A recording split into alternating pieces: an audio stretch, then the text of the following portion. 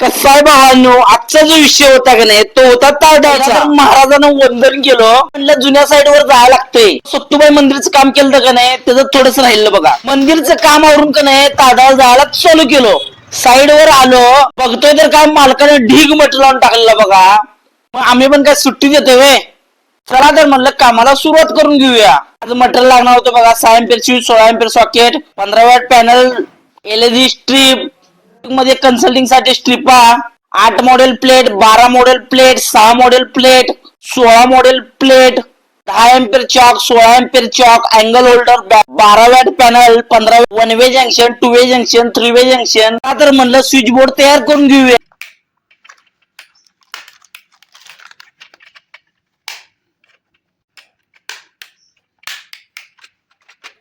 आता म्हणलं लागले स्विच बोर्डचं पण वायरिंग करून घेऊया. आणि हा भावानो, थोड्याच दिवसात आपण स्वामी समर्थाच्या नावानं फ्री मध्ये सेवा द्यायला चालू करणार आहे. इलेक्ट्रिकलचं कोणतंही काम असो फ्री मध्ये आपण करणार आहे. चला तर मग लागलीच आपण स्विच बोर्ड पण आवडून घेऊया म्हटलं. आता मेन जो विषय होता का नाही तो होता एमसीबी सर्किटचा. पहिलं तर बॉक्स लावून घेतलो, म्हणलं आता लागलीच वायरिंग पण टाकून घेऊया. म्हणजे कसं एमसीबी मध्ये कनेक्शन द्यायला बरं पडतंय. कमेंट मध्ये नक्की सांगा की तुम्ही कोणत्या कंपनीचा एमसीबी वापरताय. मला तर म्हणलं एमसीबी मधलं सगळं वायरिंग कम्प्लीट करून घेऊया.